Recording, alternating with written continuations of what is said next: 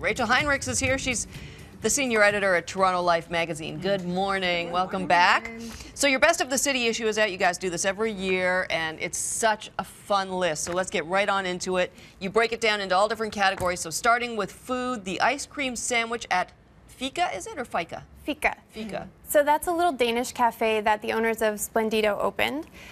So it's one of the many gourmet shops opening up in Kensington, and they make this incredible ice cream sandwich. It's a vanilla pistachio cookie, and then they make the filling is like a goat's milk yogurt. Oh, it's insanely good. And Best good fries? for the weather. I will be thinking about that. Yeah, no kidding.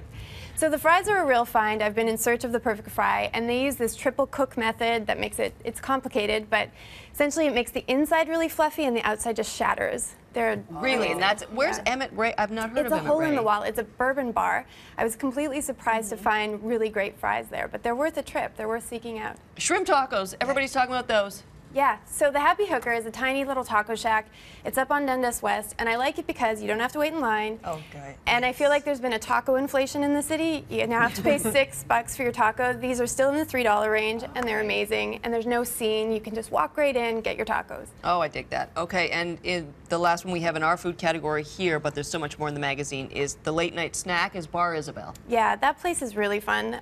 You can make a reservation at 11:30 or midnight to get a full dinner. That's unheard of in Toronto. I think it's a fairly new thing.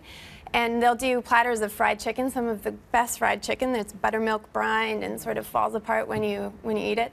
And people are eating dinner at 1 a.m. there, so it's a lot of fun. I've been there once, and it's got this really nice vibe. It feels like you're in the basement in the 70s, right? With like the neon lights. Okay, so you've eaten your way through the city. Now you want to have a little bit of fun. Head to the first Thursdays at the AGO. There's a party there, actually. Yeah, so the first Thursday of every month, they sort of open up the museum and they serve booze in the museum and food. And the best thing about it is that you can sort of wander and look at the art with your little cup of beer, which is bizarre that nobody has spilled on the canvases yet. But and they bring in music. I went to one with Patti Smith. It's a lot of fun. Wow, that sounds fun. Fun. The new Leaside Trampoline Park. What's that about? That's great for kids, and adults actually take fitness classes there as well. It's a big trampoline arena. The walls are even covered with trampolines, so you can literally bounce off the walls. And it's just like meters and meters of trampolines, really. And that's a tough workout. We've done this, and Yeah, this and wasn't the second that location. will kick your hiney. It's a tough one. And after all that fun, you need some help, or at least in some cases your dog needs help. The dog rehab?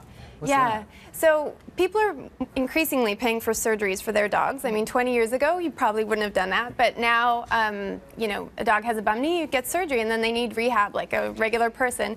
So that center in Yorkville, they'll have like underwater treadmills where your dog can run and get back into get back into shape without the impact on his joints. They'll do massages, things like that. That's People amazing. like to pamper their dogs. A lot of people would do that. Also, the baby concierge. Yeah, so I'm sure Kate Middleton has 2 or 3 of these. Basically, when you get pregnant, you can call these consultants and they will do everything for you. They'll find you maternity wear, and they will interview your nannies for you. And they'll find you a night nurse, and for everything from, bump to baby, they call Stuff it. you never thought of. Have to lift your finger. Yeah. I love that. And I also love this next category, shopping. Yeah. The best shopping in town. Toronto made Fixie bikes. What's that all about? So the Fixies, the one-gear bikes, they used to be, couriers would use them, but now they're really popular with the hipsters. And they do bespoke bikes. Basically, you choose your wheels, your seat, your handlebars, your color, and they'll assemble it for you in the junction. And it's kind of fun because it's a very Toronto-based thing, and it's made here. And they're beautiful bikes. What's the cost? Sorry, Yeah, now They're I'm curious. $700 for a bike. Wow.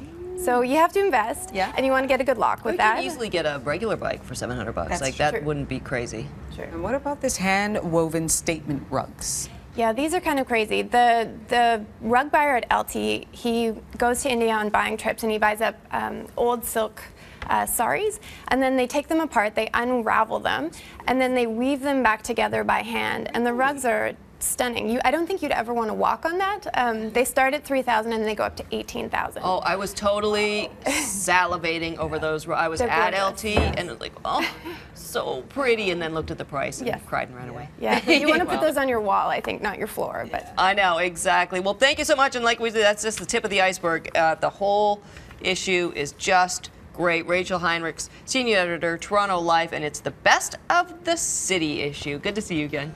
Nice to see you too. 8